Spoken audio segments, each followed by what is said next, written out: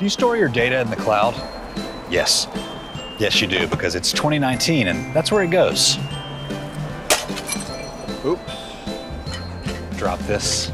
You can't just let anyone handle your important stuff or your non-important stuff. Be careful with my shake weight. Jeez. That's why I only let Veeam manage my data and not the other guys. For one, I know they'll handle it with TLC. That's tender loving care. Self-service or concierge? Concierge. They let me upload my files to any cloud service I want on my own, or Veeam and their partners can take care of everything for me. Sir, here's a little something you can enjoy.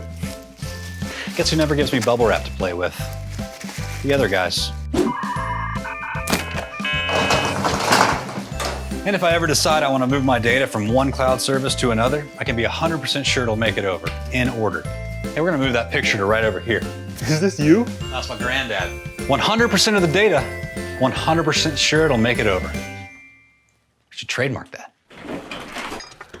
Any idea where D is? Try checking between C and E. That's what I do.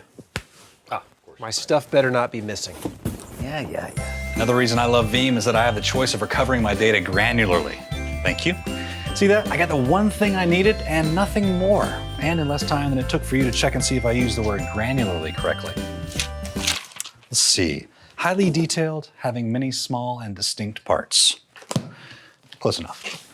Wait, why are we taking everything out? It's company policy. It's what I have to do to help you find the one thing you need, okay? But it's right there. I can see it. Oh, and best of all with Veeam, no redundant data handling fees. And if you know what a redundant data handling fee is, you also know that it's a pretty big deal. These things never work. Thanks, guys. Sir?